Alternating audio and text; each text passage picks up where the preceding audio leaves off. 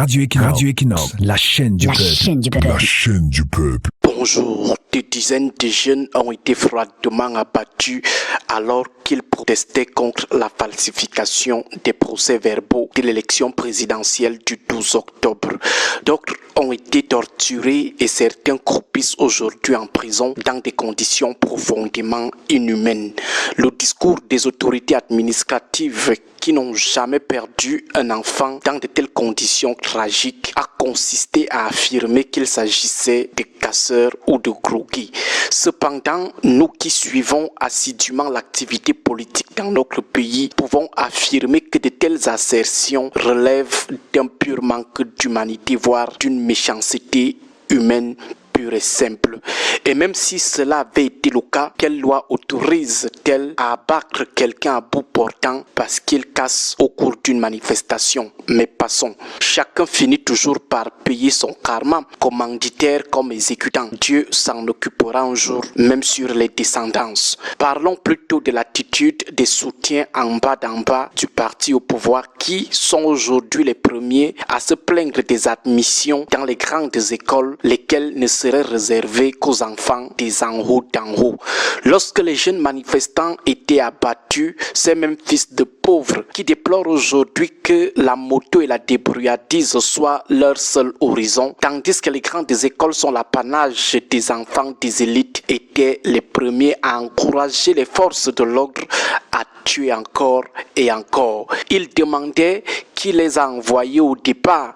D'autres prenaient leurs frères du quartier pour les livrer à la torture et à l'emprisonnement.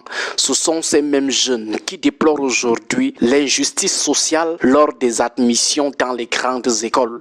Ceux qui torturaient et tuaient sont eux aussi en train de se plaindre que ce pays ne soit réservé qu'aux en haut d'en haut, car ils réalisent que leurs propres enfants sont marginalisés lors des concours d'accès à ces grandes écoles. Eux, pauvres sergents, sous-officiers ou adjudants, comprennent maintenant que leurs enfants ne valent absolument rien face aux enfants de l'élite lors de ces concours d'entrée à des grandes écoles. Pourtant, les enfants qu'ils ont torturés eux-mêmes et parfois abattus à bout portant ne réclamaient qu'une seule chose, un Cameroun dirigé par une nouvelle équipe, synonyme d'un petit espoir de lutte contre les injustices sociales qu'ils dénoncent aujourd'hui. Plusieurs jeunes ont pris une balle pour que ce que leurs bourreaux dénoncent aujourd'hui prenne fin. Ce Cameroun où les hautes fonctions et tous les avantages de l'État sont la propriété privée des enfants des en haut d'en haut, tandis que les emplois comme taximan, moto-taximan, callbox ou vente à la sauvette sont ceux des enfants des en bas d'en bas. Ceux qui soutenaient que l'État devait rester debout, ovationnant ceux qui torturaient ou tuaient, sont aujourd'hui en pleurs parce que le Cameroun est effectivement le restaurant privé des élites.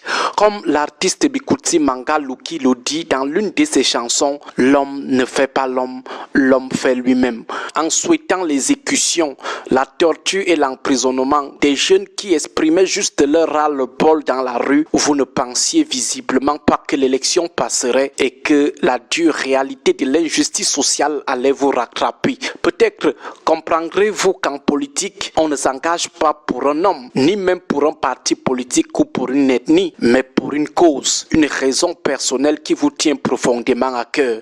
Célébrez l'exécution d'autres jeunes comme vous, célébrez l'exécution d'enfants comparables aux vôtres, simplement parce que ces jeunes disent stop à un régime qui vous fait subir ou fait subir à vos enfants les mêmes injustices. Cela relève d'une attitude de vendu ou d'envoûté. Il faut être habité par une méchanceté extrême ou par un tribalisme digne d'un génocidaire. Bref, personne ne sera épargné par la privatisation des hautes fonctions publiques par les en haut d'en haut et leurs enfants. Pour nous autres, en bas d'en bas, nous finirons tous, on précise bien tous, petits débrouillards, chauffeurs de moto-taxi, vigiles, jeunes élèves gardiens de la paix ou sergents. Nos enfants finiront tous derrière les comptoirs de poissons fumés, petits vendeurs ambulants ou manutentionnaires sur des chantiers, diplômes en poche. L'État restera debout.